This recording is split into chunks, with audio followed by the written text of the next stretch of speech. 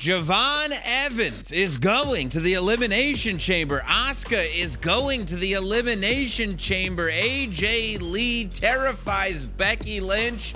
Is CM Punk putting the WrestleMania main event in jeopardy? This is the Raw recap on WWE Now, a WWE and Fanatics original production.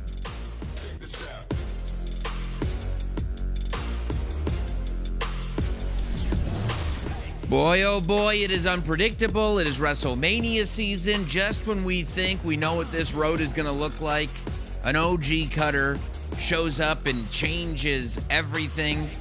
Megan Morant, it is official.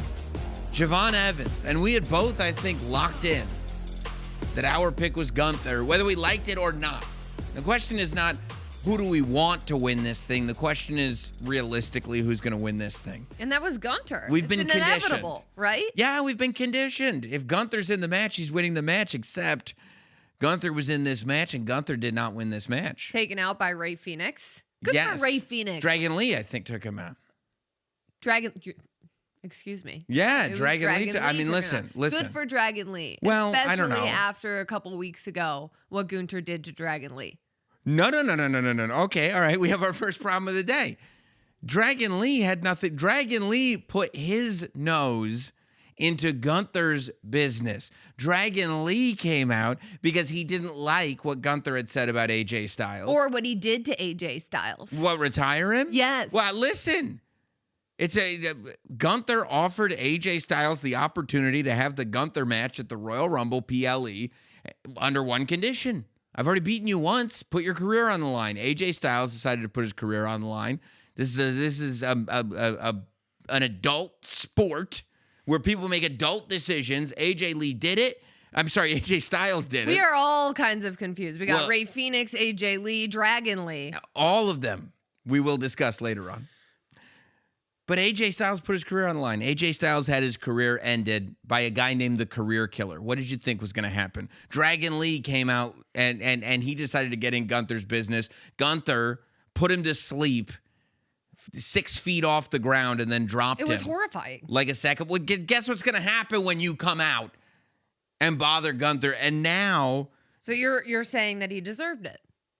To get put to sleep? Yeah. 1,000% I am saying he deserved it. Strong if you come out and you interrupt Gunther, and by the way, you don't interrupt him verbally. You know how Dragon Lee interrupted Gunther? By kicking him in the head. If you walk out and you kick Gunther in the head, odds are he's going to put you to sleep.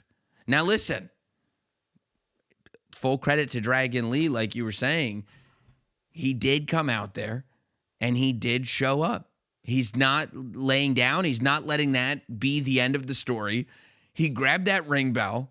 He jumped about 15 feet up in the air, and he landed plate first across the dome of Gunther.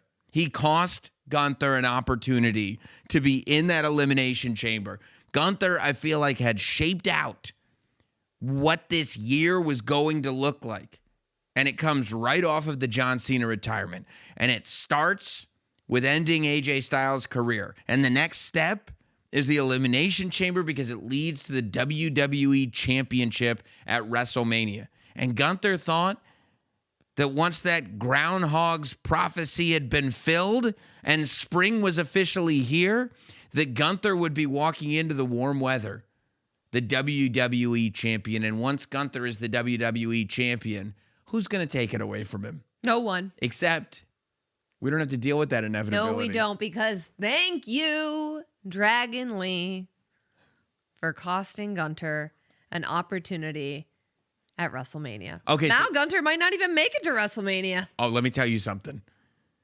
Gunther not making, I think it's more likely that Dragon Lee doesn't make it to April than that Gunther doesn't make it to WrestleMania. Have you ever thought about that? Well, have you ever thought about that actions have consequences? Yeah. We learned this. And Gunther learned that tonight. Okay, well, guess what? When he got the ring bell thrown right at his noggin. Do you honestly, Megan, I know you're happy. I'm thrilled. I know you're in a state of bliss. You got your little Becky Lynch award. You got Gunther laid out. Everything is coming up Morant. I understand. Right. Can you honestly look at me in the face and don't tell me what you want. Tell me what you think. Do you think that Gunther who has a timekeeper's bell imprint on his forehead right now, is going to go. Is that what you It's so good to think about. You're satisfied by that? I am. You are. I really looked at that graphic heading into tonight and I went, oh, this is going to be Gunther. Oh, no. You did. And then I looked at everybody else in the Elimination Chamber and I go, oh, no, it's going to be Gunther.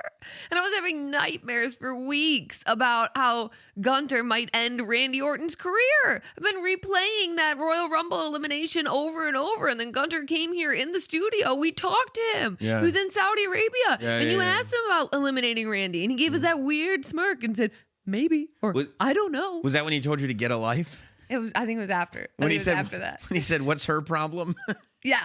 Yeah. So yes, I am thrilled. Did. You looked at me tonight while we were watching Raw with like a tinge of bitterness when you said, "Oh, you love Gunther." You do love Gunther. But there is something I love about Gunther because I love. You're a bad guy. I'm not a bad guy. I'm a great man, but I love truth.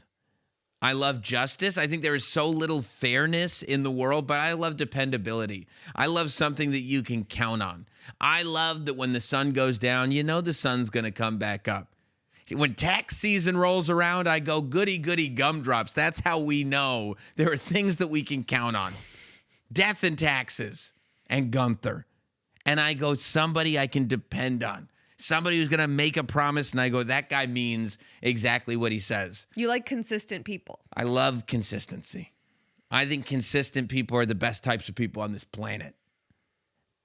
But I also love chutzpah. I love when somebody won't take no for an answer. I love somebody like Dragon Lee. The problem is that those stories always end up poorly in real life because real life is not a fairy tale. What did I tell you about all the fun and all the great stories and about all the happy endings, about all of it? You told me that Gunther ruins them. Yes.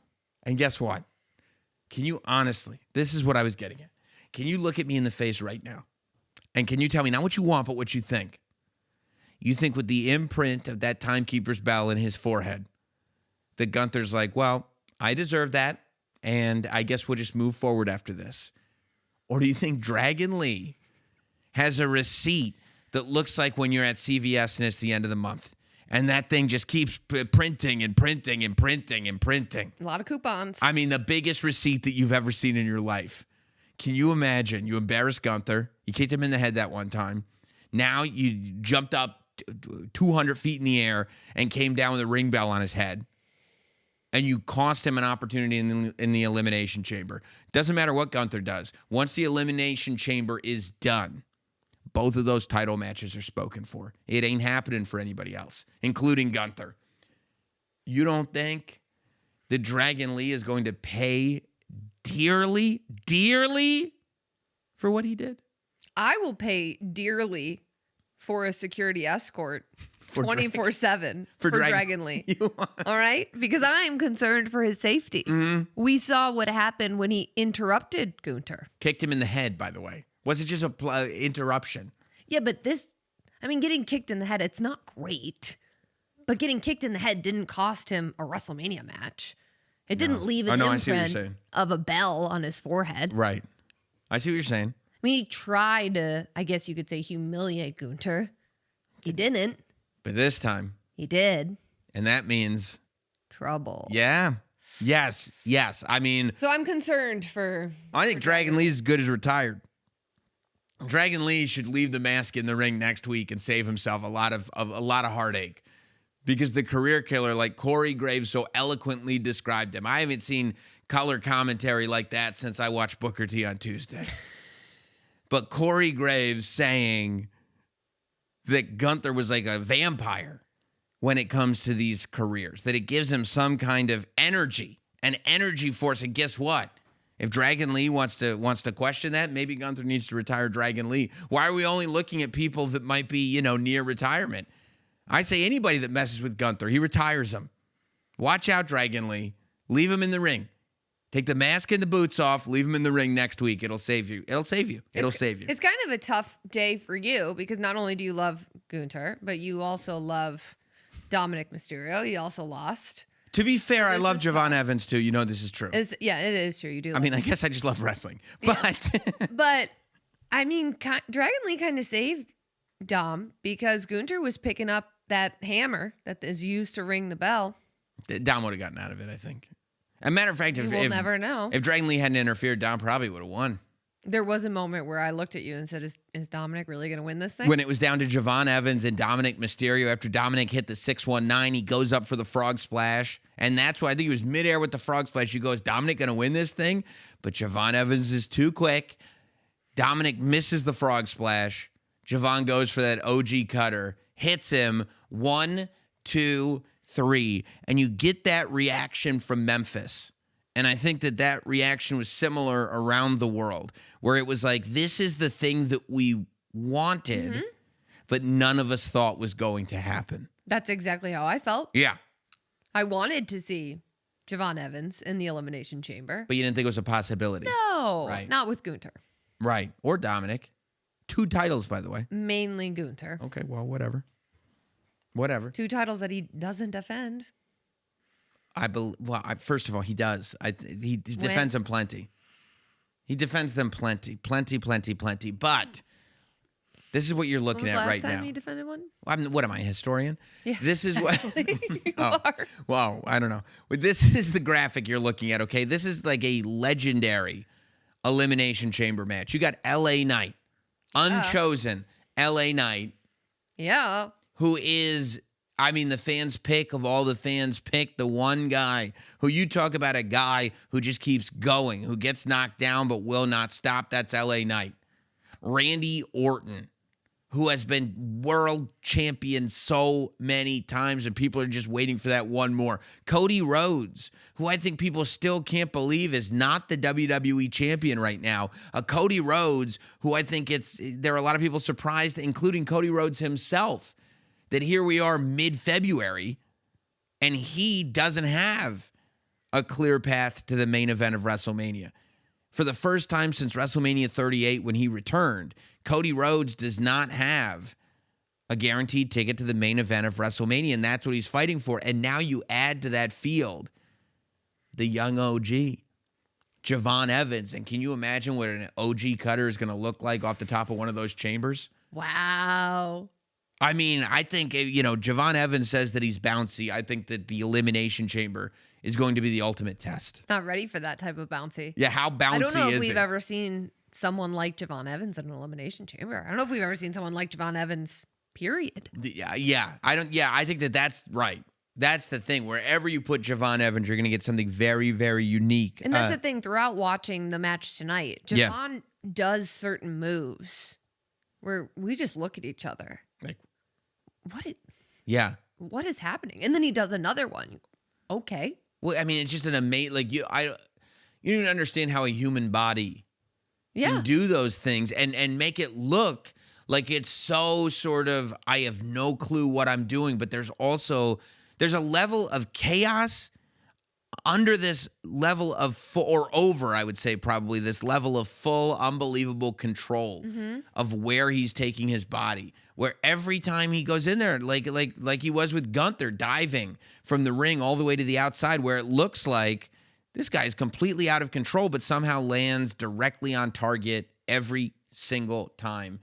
It's remarkable. I love it. And I think we're going to see that inside the chamber. It's just going to be really interesting to see how this superstar, who I would call a kid, who's 21 years old, is going to be in there now with veterans like Cody Rhodes, like Randy Orton, with guys that have been trying to get this spot for almost as long as he's been alive.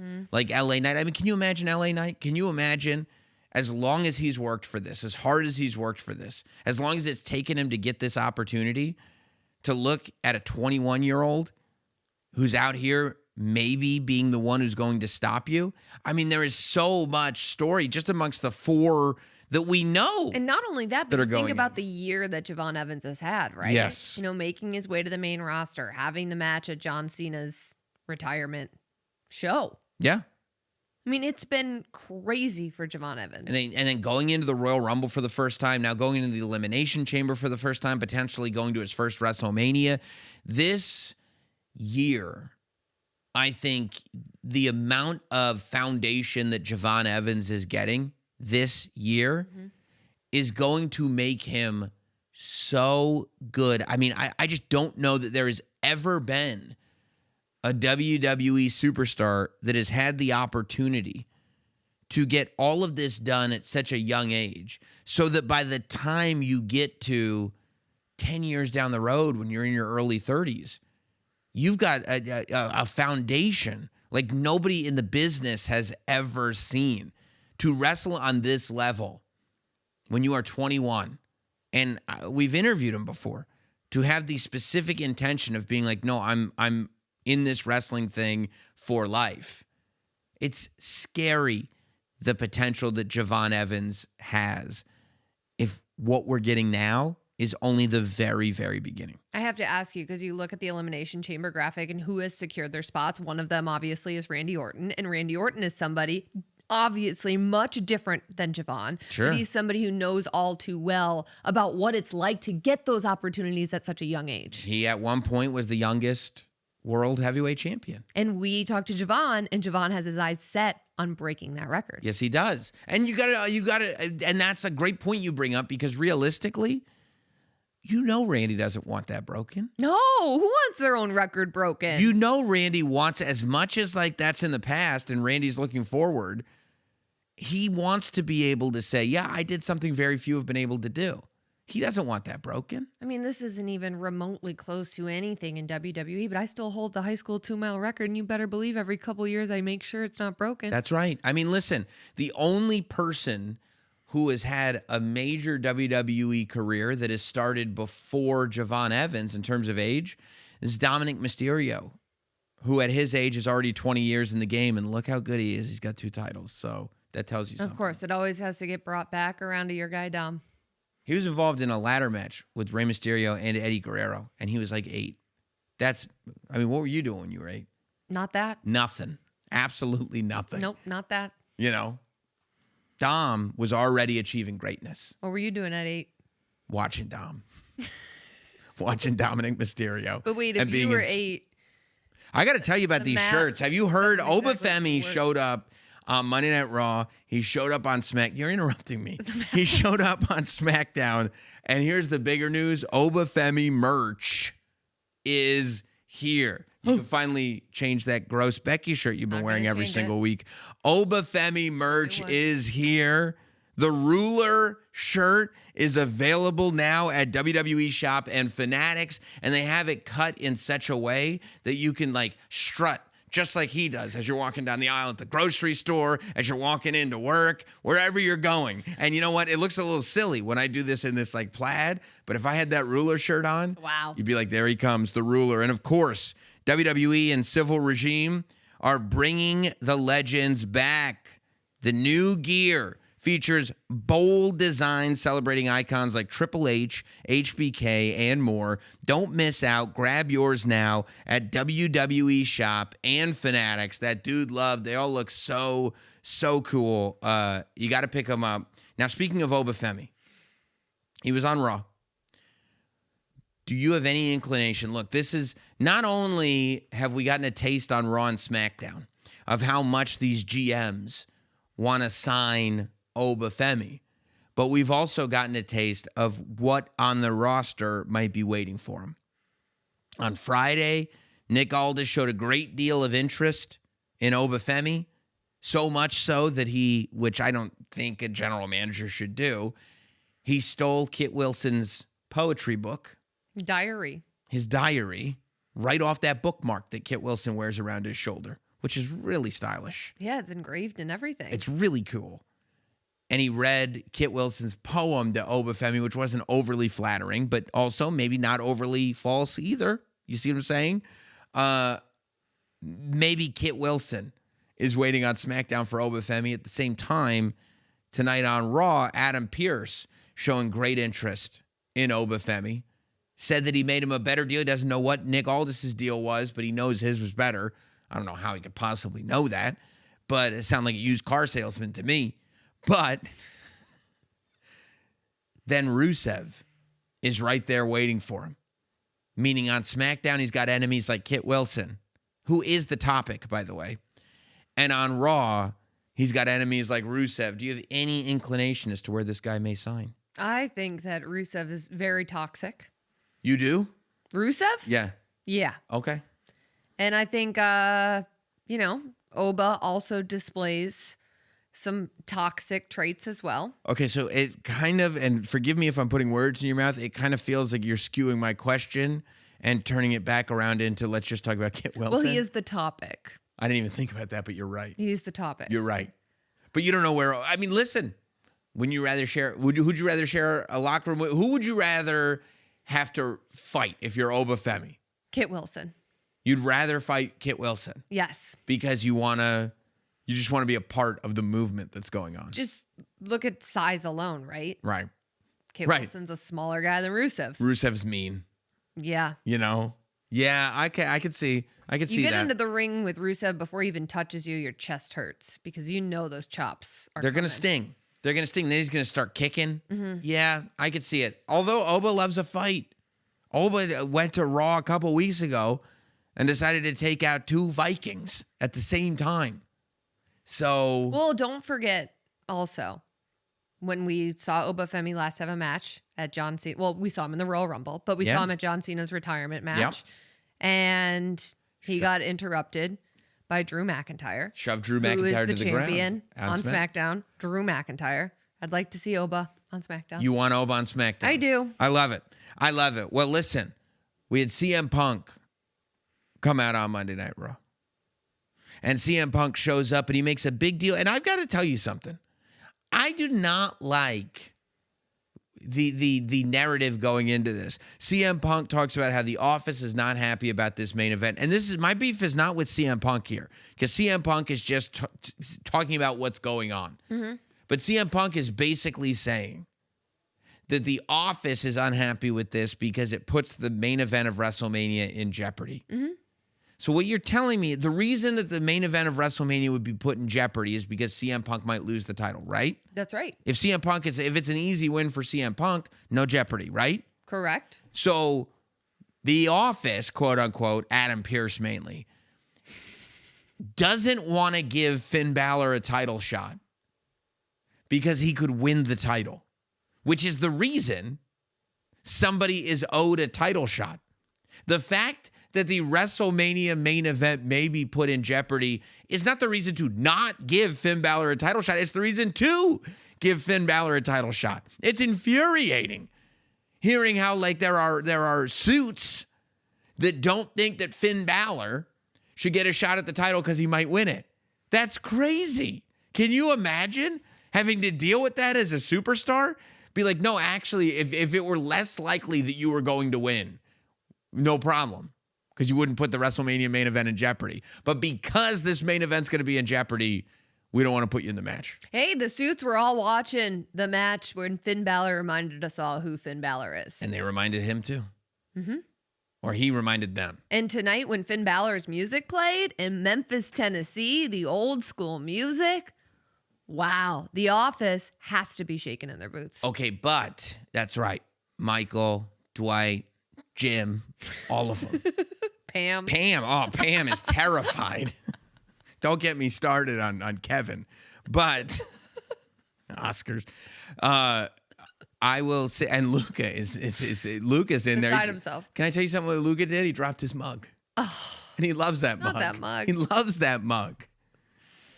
But I'll tell you, that's a long running joke. I will tell you this. The old school music, yes, 1,000%. The spreading the arms out and everything. But then he came out with the Judgment Day.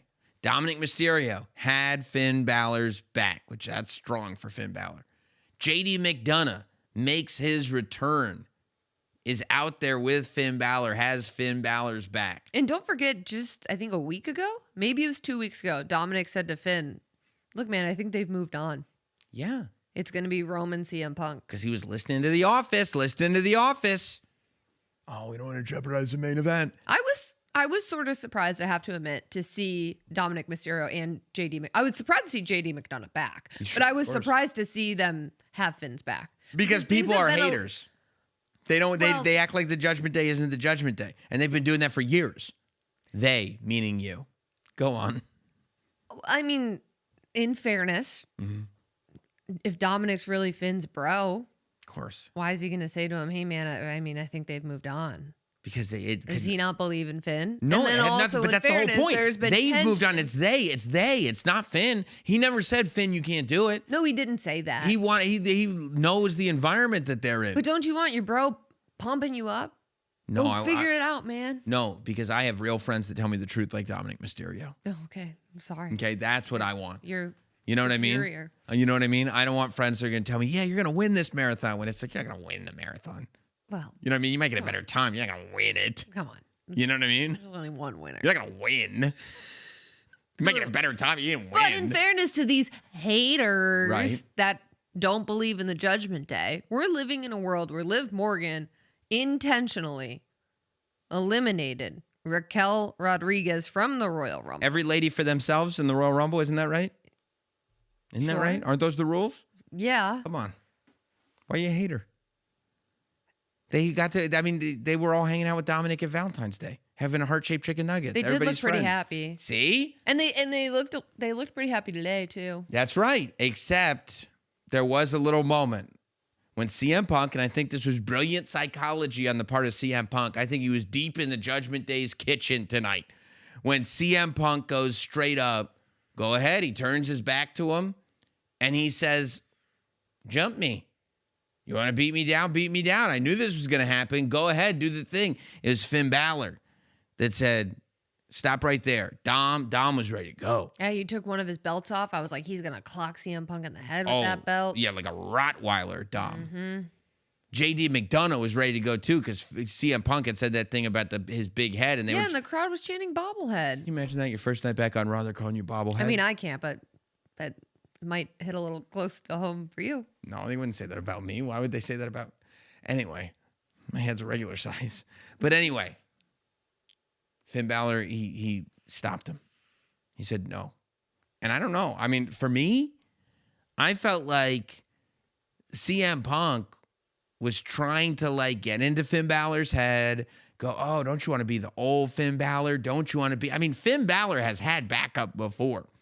Finn Balor had backup in Japan. Finn Balor has had backup. There's nothing wrong with having backup. There's nothing wrong with having people that like you, that want to have your back, okay? The winners tell the stories. That's it. And CM Punk, I think, is protecting his World Heavyweight Championship. He's doing a pretty brilliant job. Finn Balor keeps the Judgment Day back.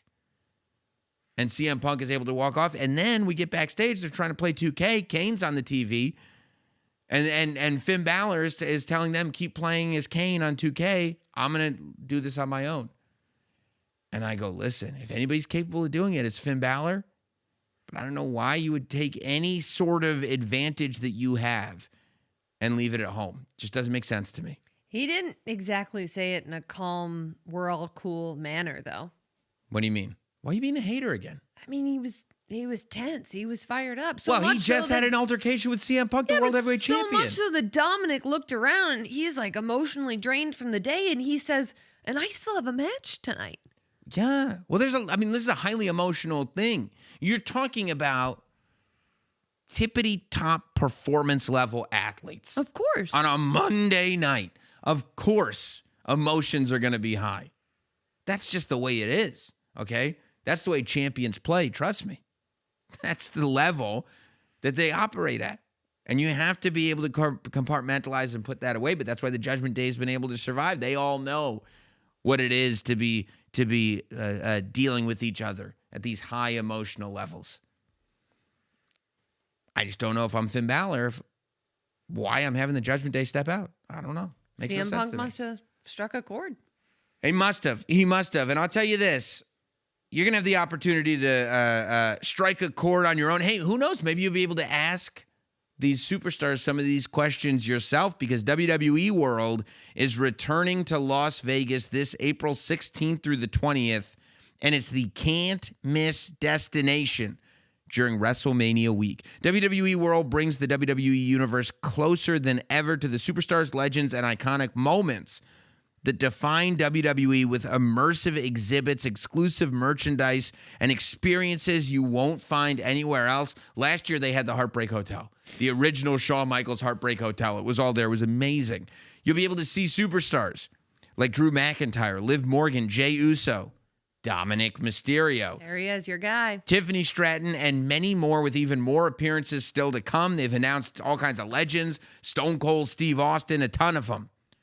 Tickets are now on sale at WWEworld.com. You can save 10% with promo code WWENOW10. That's WWEworld.com. Save 10%, promo code WWENOW10. And Megan, I think it's time to continue to break some more of this down with our special guest here tonight on WWE Now. Yes, indeed, Big E joins us. E, first of all, how are you doing? I'm doing well. I am doing well. I'm excited to talk to you all about all things Monday Night Raw. Yes. Well, we were just talking about CM Punk and Finn Balor and the Judgment Day and everything, but that wasn't the only. First of all, there's something going on, because not only was that the only altercation in the Punk family that happened on Raw, but is there some kind of rivalry between Chicago and Ireland that I am unaware of? Because for some reason, the two superstars that represent Chicago more than anyone else are going into Chicago, and the Irish have banded together with an all-time level of hate and animosity. That they have. And you know, Becky has been open about her dating Finn back in the day, a long time ago, refers to Finn as her first love. So maybe she's going back into the Wayback Machine to find some allies, to destroy the Punk and AJ family. You might be onto something, actually. There's something. There is something there, because we did see that AJ Lee coming back to Monday Night Raw again and grabbing that microphone and breaking down the fact that she wants to see what she's got as a singles superstar, somebody who hasn't had a singles match in over 10 years. And I think really wants to see what it's like to, in this era, go into WrestleMania as a champion, which I can completely understand. Becky Lynch comes out.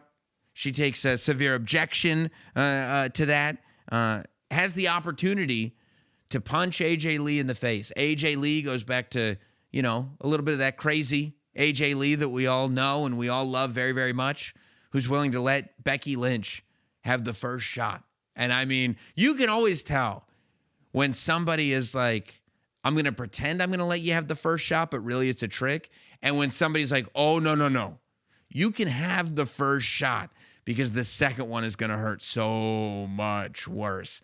And that's where AJ was at. I think Becky read the situation because she retreated. She made us some weird excuse and then got absolutely out of there and out of Memphis. I don't fight in Memphis. Well, first of all, I mean, you have to respect Becky Lynch. She is not just the greatest female wrestler of all time. She is also 11-time Bexy Award winner. So congratulations to Becky. It was a big night for her, a big day for her, winning 11 Bexy Awards. That has never been done before by anyone. And then also, Sam, you've referred to one has been done. You have referred to Becky Lynch before as a nasty woman. I don't think we've seen that from Becky, even in the slightest. What was on display tonight was pure class and sophistication from Becky Lynch. She could have slapped AJ. She could have punched AJ. She didn't, because she's classy and sophisticated. E, do you generally think that wrestling awards that are just doled out on the internet out of nowhere with very few people voting on them are something that anybody should take seriously in general? I would question these awards. I do feel, though, I don't know if, Megan, you have disclosed your bias regarding these awards, because you were granted an award, which I want to say I think you were given that award because you have been biased, and you have been someone who you have stood on the pulpit, the Becky pulpit, and you have preached the gospel of Becky Lynch, whether she was right, whether she was wrong. You are a steadfast loyalist as well, and I think that's why you're getting the treatment you're getting. So I don't know if you're in a position to really question any of Becky's actions because of that bias. Yeah, he's saying your critiques are valueless. And I'm saying that you're spreading misinformation. I don't know how you could possibly say that me, sitting here right now, have a bias for Becky Lynch. Did you not get an award? You got an award from Becky. Sam also got an award. You also I got an fail to award. see how it's You're an being award. modest. Oh, so modest.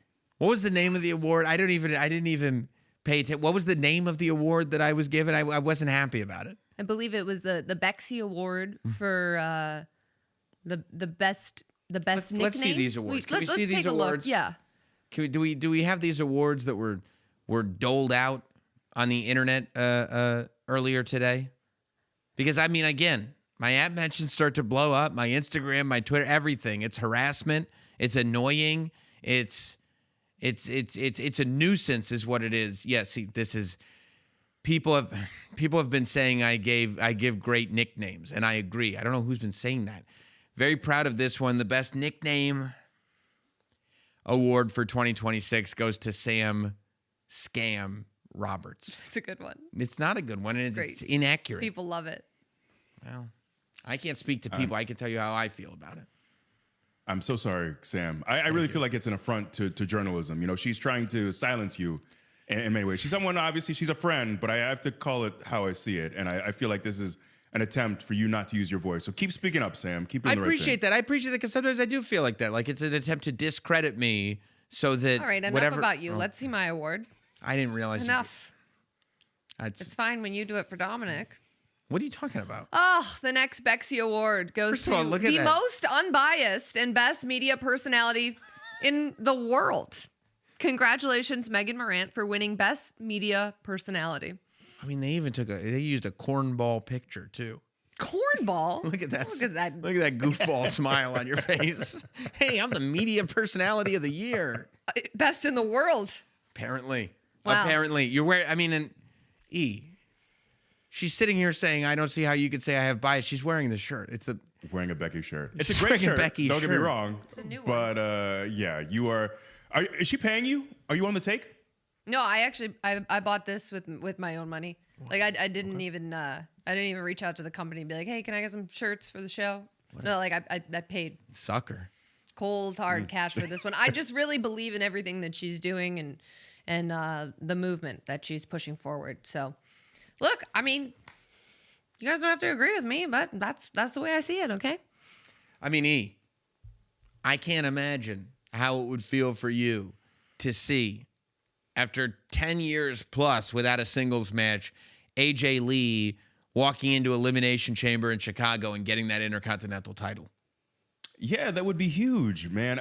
Just her being back, especially in Chicago, her new, not new, I guess it's been her hometown for quite some time. But seeing her in Chicago, getting the reception against arguably the greatest of all time, regardless of the Becky spin or not, truly one of the best to ever do it. I am so excited for this match. I think the build is going to continue to be incredible. But I think I love that AJ talked about how much she's influenced wrestling, the women's division. And she is right in many ways in that the landscape of the women's division looks so different even when she left 10 years ago than it does now. And the pool is so much deeper. There are so many, we talk about the women's division and all the time, and how I think oftentimes like the men need to catch up because the women are lapping y'all. The women's division is so deep, and for her to really make a statement that she's here, and not just a novelty act, not just someone who's here to remind you that she was around for a little bit, but someone who is here to win titles, to climb to the top of the division again. This match at Elimination Chamber is really massively important for AJ. So I'm going to be glued to that one. I'm really excited. I feel like it's a great opportunity for her to stake her claim in the division and show she's truly going to be a player. Because you start to wonder, like, okay, when AJ announced that she was signed, are we going to see her every week? We spent a few months really not seeing much of her. But now with WrestleMania season really heating up, we see her in the thick of things. So I'm really excited about what we're going to see in Chicago. And with all the circus and carnival-like antics of Becky Lynch, you almost forget for a second that this is a super fight. This is a dream match. This is a massive, massive moment for fans, for AJ Lee, for Becky Lynch to get to see Becky Lynch at this point in her career versus AJ Lee at this point in her career. Two of the best going at it for a title that, a couple of years ago didn't even exist, was something that people wanted for that division. I think that this is a much bigger match than people realize, and part of that is because Becky Lynch is a walking distraction. Well, and throw all the hate you want, but That's not. this title did exist, and then Becky became the Women's Intercontinental Champion, and she's elevated this title to another level. Yeah, it's an important absolutely. title. It's an important title. Yeah. And I agree. I think what Becky's done, the lineage of this title, Becky has done so much incredible work to make this title meaningful. When we have new titles, it really is about the way it's introduced. It's about the people who hold it. It's about the rivalries we see. And this thing has been hot, I feel like, from day one. What we got to see with Lyra, what we got to see with just everyone who's held it and competed for it, even seeing like Maxine step up and have her best performances holding this title and competing for it. This is, honestly, I think this is my favorite mid-card title right now. And it almost feels disrespectful to call it a mid-card title because we're seeing so many future Hall of Famers hold it, so many all-time greats hold it. And I do think Becky, if you pick out one singular superstar who has elevated this title, it's clearly Becky Lynch. There's 4 matches right now on this show, and one of them is a Women's Intercontinental Championship match. That kind of tells you what the importance of this thing is. AJ Lee coming back to the WWE for this singles match. She didn't enter the Royal Rumble. She didn't go after the Elimination Chamber. She came for the Women's Intercontinental Championship, and she could have probably had her pick of the litter, and that's what she went for. So I think it says a lot. When you're talking about women and you're talking about championships, though, we also had this altercation with Michael Cole there. Again, second week in a row, Michael Cole tries to interview CM Punk last week. Here comes Finn Balor. All hell breaks loose. This week, Michael Cole tries to interview Liv Morgan. Stephanie Vaquer shows up. All hell breaks loose, but in a different way, on a much more emotional way, where Stephanie Vaquer, I feel like, got right into Liv Morgan's face. And it was almost like we got the translations here. Dominic, multifaceted that incredible performer is. Dominic was there to translate for her. But Stephanie was basically saying to Liv, you've sacrificed nothing. WWE gave you everything. You started your career here. You were given the best trainers, the best medical. You were given everything. You want to talk about sacrifice? You want to talk about sacrifice. I was born in Chile, a country where wrestling doesn't exist. And now I've traveled all over the world. Japan, Mexico, Latin America, Europe. I've conquered everything. Everything. I should be ashamed to hide behind Judgment Day, to hide behind a man. You need to hide behind your boyfriend. But I'm going to tell you something. I went through hell and made it mine just to get to WWE to be champion. This title to me means more than just a title. It's for all the little girls, all the women who never got the opportunity because, but succeed anyway. Liv, if you pick me, you won't win because I'm going to show you what a real champion is. Which them's is fighting words. Those, and that's serious and that's real too. It is. Right? That's where that line goes from we're telling stories to no. This is the story that I'm telling is my story, the story of my life. This is what you're dealing with here. This isn't fun and games for me. And, Liv obviously leaves this interview in tears. It hits, unless it's some kind of mind game and performance on the part of Liv Morgan, which is always possible. She ends this thing in tears. Dominic is trying to console her.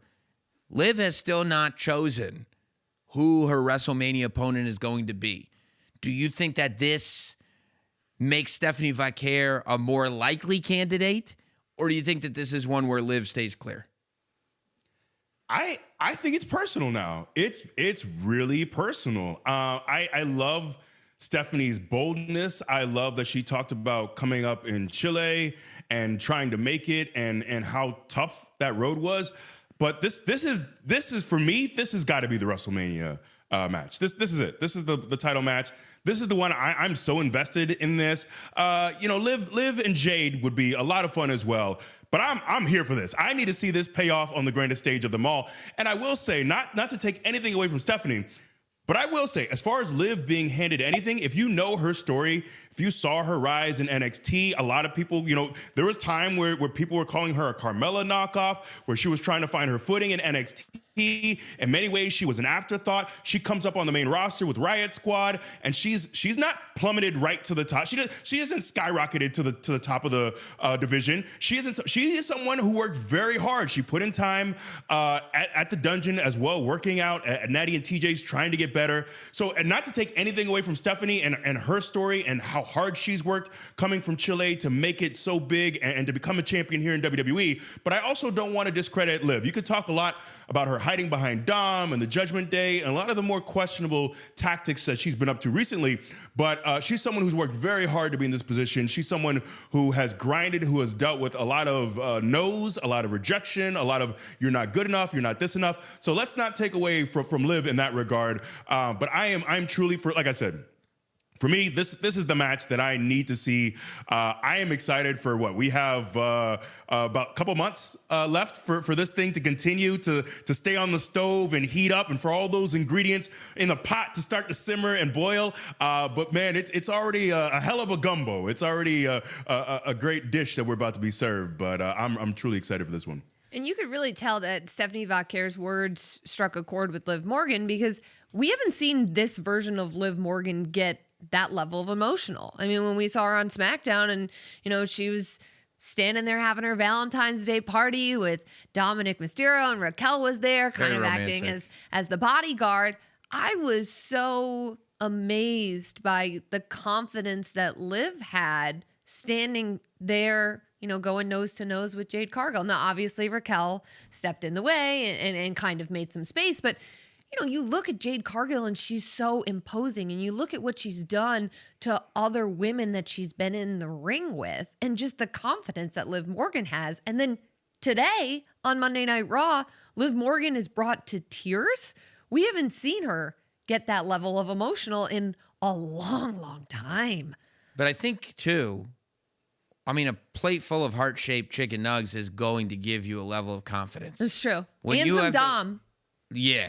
Not just the person, the champagne. That's right. A little Dom, too. I think for sure. But to go back to kind of what Stephanie was saying to Liv Morgan and your reaction to that, you got a pretty unique perspective, right? You came into WWE taking your own road, and I think WWE is a very unique place, more so than the wrestling industry has been historically, in the sense that you have a lot of people who come in a lot of different ways. You have somebody like Liv Morgan, who kind of came in a more like, okay, you're going to spend years in our developmental system. We're going to train you from the ground up. Whereas a Stephanie Vauquer comes in and travels the world before she even gets to sniff what WWE has to offer. When you go back to your days as a WWE superstar, you rised up the ranks as far as one can rise. You were the WWE champion, but at the same time, you didn't come in with a massive professional wrestling pedigree, and you came in at the same time that there were people, the Finn Balor's of the world, the whoever, the Kevin Owenses of the world, who came in having to make the towns, having to prove themselves as professional wrestlers for years before they even sniffed. When you were in that locker room, was that an insecurity of yours, or did you kind of take umbrage with the idea that you had your own sacrifices and that maybe they weren't being respected by people who thought there was only one way to get to the top?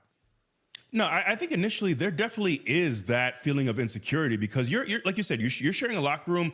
There are some guys who told me, like, I'd spent 10 years trying to get here, trying to get to developmental, not even the main roster. Like, I've been on the independent scene for a decade, putting my body through God knows what, oftentimes not making a ton of money, having to travel 400, 500 miles to maybe get an opportunity on a show. So I don't want to ever discredit anyone like Stephanie, who has really known that this is what they want to do and has gone out on the indies, has traveled the world just to try to get to the grand stage. So I will never say that my rise was as difficult as theirs was. And I think the same thing for Liv. There are a lot of people who had to go through a lot more to get where Liv is, but that doesn't mean she was handed a golden ticket by any means. She's someone who had to work very hard, and just because you have no experience when you get signed to WWE, that doesn't mean it's a breeze. You still have to adjust. You have to learn the culture, even the behind the scenes stuff of how to handle yourself, how to carry yourself, how to deal with the politics of the locker room. There's a lot of that, and I didn't spend. Liv wasn't in FCW when I was, but I got to watch as I was coming up, seeing her in NXT and seeing her run and seeing her rise. So I know she's someone where you can argue that other people had harder roads to getting to the main roster and getting to WWE, but by no means was she just gifted this opportunity and handed everything. And maybe things got a little bit easier along the way for her, but I know she worked incredibly hard, and I know she's someone that's deserving of this opportunity. Now, you could take a lot of umbrage with the way she decides to move with the Judgment Day and with Dom currently, but let's take nothing away from her and her journey. And, you know, people are going to be jealous when you have the coolest boyfriend ever. But speaking of superstars, the world's #1 sports fan festival, Fanatics Fest, is making its return to New York City. Yes, Fanatics is bringing you closer to the leagues, teams, and superstars that you love across four action-packed days in July. Meet your favorite WWE superstars like Cody Rhodes, Rhea Ripley, Io Sky, Liv Morgan, Jey Uso, Charlotte Flair, Becky Lynch, Randy Orton, Stephanie Vaquer, Tiffany Stratton, and Bianca Belair. They'll all be in attendance, as well as big names across sports like WWE superfan Cam Scatterbo. You'll also be able to get your hands on exclusive merch and catch live WWE podcasts. Tickets are on sale now at fanaticsfest.com. Use code WWE now for 10% off at checkout. Now, the question on everybody's mind. A wise man once said, if you come out of a box, you're automatically over. The question is, a crate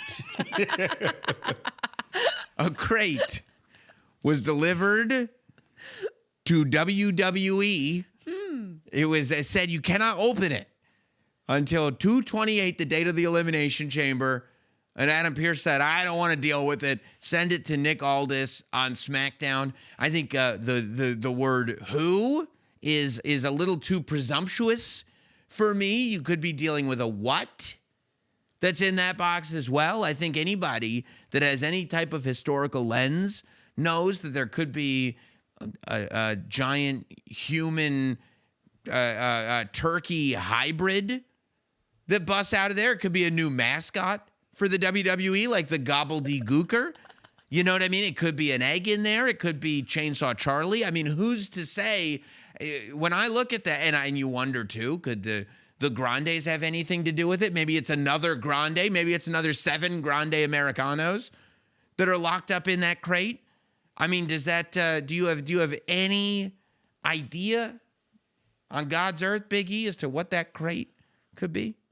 Well, I'm with you on, like, let's not dismiss this being a what instead of That's a who, right. because I need some more. I need help with the logistics of this. If there is a person in there or a living thing, are they allowed like an opportunity for an hour to get some exercise? That's Is there a hole in there for air or for food or for water? How are they using the restroom? If a person emerges from that box, I need the whole I need a long explanation about what they did. I want a journal, a diary of sorts. Maybe there's a little camera we can place in there, because I have a lot of questions. So I'm leaning towards the what, because transporting people in crates is not ideal. It's not a good idea, and that there are many days left until the end of February. Many days. You would have to believe today is not the first day in the crate. And plus, it just says delivered to WWE. I'm surprised it would end up here in Stamford or something like that. It just goes from arena to arena. But you're right, E.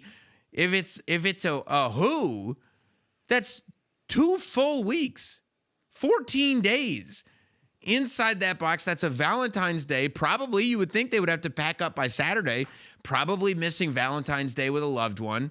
Who knows what else is going down in those 2 weeks. I'm sure that there is a much more speedy, maybe even more affordable method of transportation than just going building to building in a giant crate for 2 full weeks. I mean, maybe it is a what? Maybe it's that greatest wrestler that ever lived trophy that used to exist a long time ago. Right. You know? And can you imagine the stench? If that's a human in there for 2 weeks, Oh, you're you right. you don't want them in a ring. You don't want them anywhere near you. 2 weeks with no shower? No, You're not brushing your teeth? Oh God, the breath. Just think of the breath, and you have that dry mouth too. Oh, the dry mouth is terrible. Terrible. Real Terrible. I hope it's a what? I really hope it's a what now, and God forbid it's a poor animal in there. Can you imagine? Stop. That's just sad. No, I don't want that at all. That was Very screwed sad. up. Why'd you go there? Well, if it's an Why'd ant, you well, have to because take I don't know it what's in that crate. It could be anything. Have to bring up- It could be anything. You know, I don't know. It could be hornswoggle in there for all I know. It's a little tall for hornswoggle. You're wasting a lot of crate if it's hornswoggle. You're right, but maybe That could've there's been it could be a second story. You know, Oh, a place for him to sleep. Up in yeah, the- a little okay, cool, duplex. cool, It cool. could be a Yeah, duplex I like inside it. that crate Cool, for cool. hornswoggle. Yeah. No, I think it's. But also, you know what struck me was Adam Pearce not being remotely sort of moved by it. He was just kind of like, I don't know, send it to SmackDown. I don't know what it He's is. stressed. He's Yeah. a very stressed man. He doesn't really have it's like let me deal with the one thing that I have to deal with right now. So I can understand that. He's Yeah. got Masked Man. He's got Oh, I forgot Paul about the Masked Heyman. Man, yeah. He's got the Vision. He's stuck in this never-ending game of FAFO. That's right. You know, he's winning, but still, you're right. It's got to be very stressful. Well, at some point, hopefully, whatever and whoever and why ever is in that crate is, well, I just hope it's safe. But WWE fans, where else can you experience the thrill and excitement of ripping Topps card packs with the instant gratification of having your collection conveniently on your phone? Wow. Yes. WWE Slam by Topps offers fans around the world the chance to collect and trade their favorite WWE superstars, rip new digital packs every day, complete collector-based missions and seasons, and combine cards to craft them into rarer digital collectibles. The app even offers in-app challenges where you can win Topps WWE hobby boxes, full cases, graded cards, and more just by ripping digital packs. Here's your chance to build the ultimate Topps WWE digital collection featuring iconic Topps designs, original artwork, motion cards, and more. WWE Slam by Topps. Download free now in the App Store and Google Play. And speaking of cards, I can't imagine the pace and the emotional highs and lows that some people live their lives at. I need, I like a high and a low and to experience all that is in life, but I need pockets of peace too. I need calm. I need this.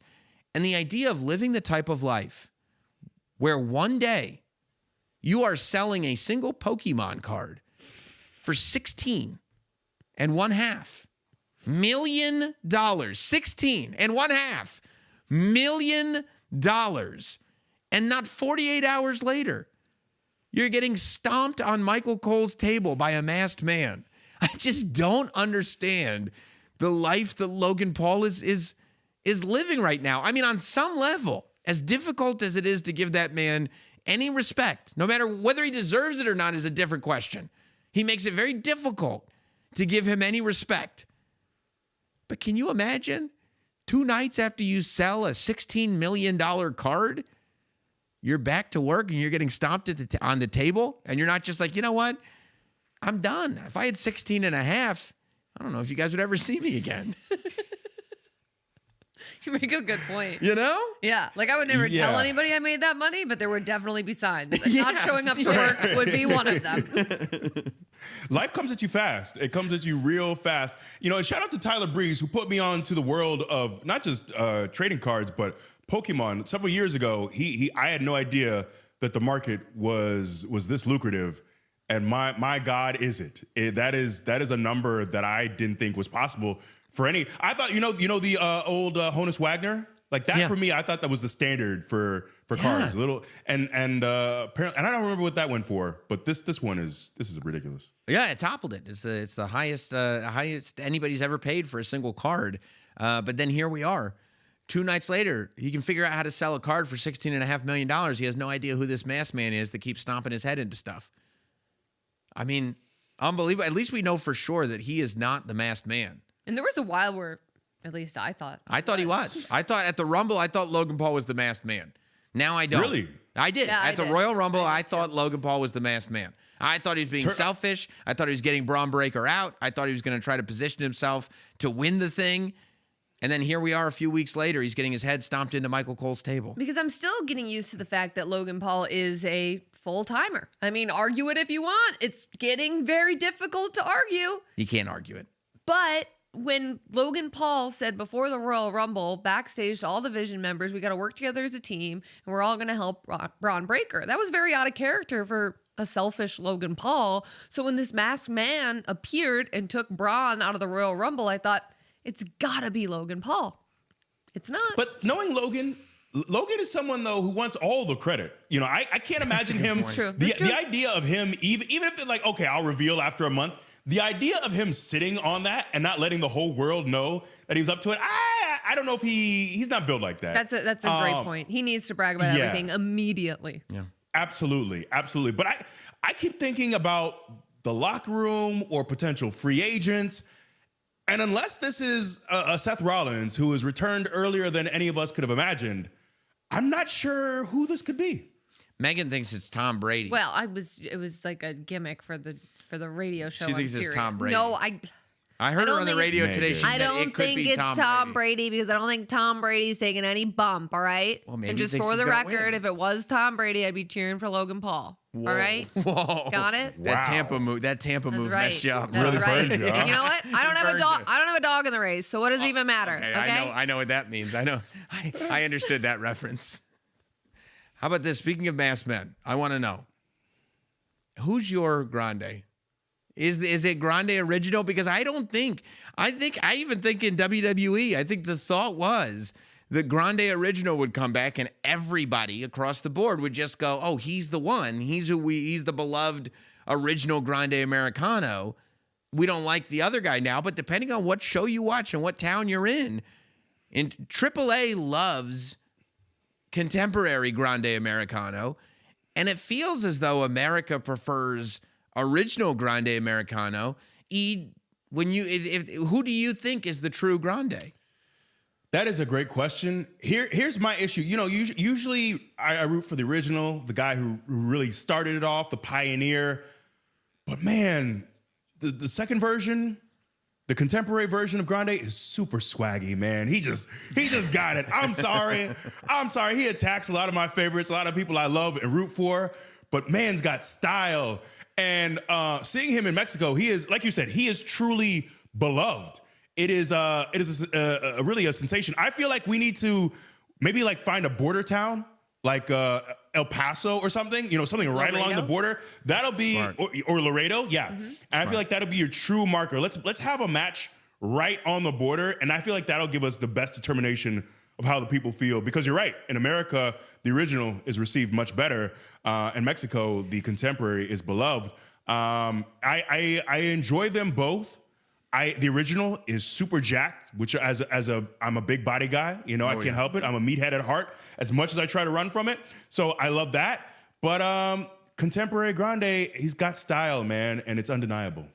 I love that contemporary Grande is becoming a thing. I should have trademarked that. But I also will say that I think, too, in the traditions of lucha, they might be a little bit more comfortable with the idea of, okay, this character does get passed along to different athletes, because that is something that happens in lucha. I mean, we saw La Parca in the Royal Rumble just this year, and that is a character that's been passed down. Penta is a character that comes from a different Penta. Like, that is something that in Lucha Libre, like, there sometimes is a new person who has taken ownership of the identity, and that identity it becomes their own. And so when the original comes back, well, maybe it's not yours anymore. Maybe you let it slip through your fingertips, and now it belongs to this other Grande. I didn't even think of that. I'm a big fan. Not that I'm not a fan of original, but I currently am identifying more with contemporary Grande. Wow, that's huge. Yep. And contemporary, I think online, contemporary Grande did talk about old Grande's use of AI And you know, as someone who is not a fan of AI and art, you know, that might be the tipping point for me. Look, this guy is out here, trying to save us from millions of gallons of water just being used for slop. You know, No, that's he's true. a hero. He is a hero. That is true. You don't want the slop, but he's jacked. He is jacked. You're right. That's tough. I love the term slop. I'm glad that it's. That's tough. It's a good term. It's like when you got a big jack dude who's like contributing to slop. Right. It gets I'm so tough. torn.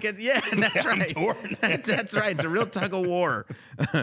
Well, listen, we got a huge Raw already in store for next week based on what's announced. First of all, we have 2 more qualifiers for the Elimination Chamber. On the women's side, we have, after tonight, Asuka and then Alexa Bliss, Tiffany Stratton, and Rhea Ripley are in this thing. They're going to be joined by either Raquel Rodriguez, Io Sky, or Kairi Sane after next week.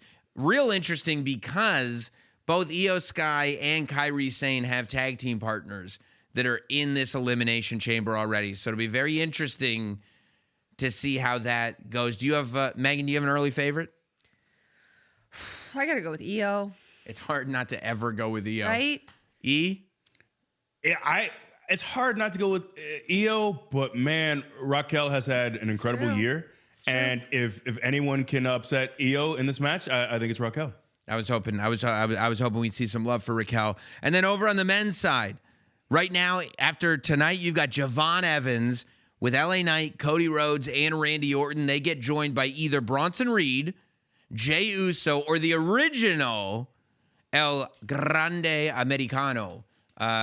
Megan? I think it's got to be Jey Uso, right? Really? Yeah. I Ye- mean, listen, it's been a year since he won the title at WrestleMania. It's been a year since he was the Royal Rumble winner. He's got to find his way back to WrestleMania, and this is how he does it, through the Elimination Chamber. I think Jey Uso, his way back to WrestleMania is defending the tag team championship at WrestleMania, because I don't think there's any way either of those two guys are getting past Bronson Reed. Not on this planet. E? Yeah, I don't think it's happening. As much as I love Jey Uso, stay off the shore because you're going to see a tsunami. I love that. Ooh, that was so smooth. That was so smooth. And then, of course, massive night. We saw a video package play. We were wondering why it was playing. We have not heard or seen from this man except on the Stephanie McMahon podcast, What's Your Story, which for some people left more questions than answers. Next Monday night in Atlanta, Georgia. It's a tribute to AJ Styles. Who knows what that means? Hopefully that means he will be there. But if there was ever anybody that deserved a tribute on Monday Night Raw, I think a lot of people were wanting to see it in Philly the night after Royal Rumble. It was conspicuous by its absence, but Atlanta makes a lot of sense. AJ Styles tribute in Atlanta next Monday night. What do you make of this, E? One of the greatest to ever do it. I'm so glad he's getting this send-off. I hope we get to see him one last time in a WWE ring. But so deserved, man. And the way he handled everything, so humble, so gracious. I'm really looking forward to this. And grab your Kleenex, man. It's probably going to be a little emotional. Yeah. It's going to make me feel things that I haven't felt in a very long time. I can't wait for it. I cannot wait for the whole thing. E, we thank you so much for joining us on the show and helping us break down everything that needed breaking down. For Megan Morant, I am Sam Roberts. Don't forget to subscribe to WWE Now across all audio podcast platforms. Hit like, leave comments on YouTube, and we will see you next week, if not before, here on WWE Now.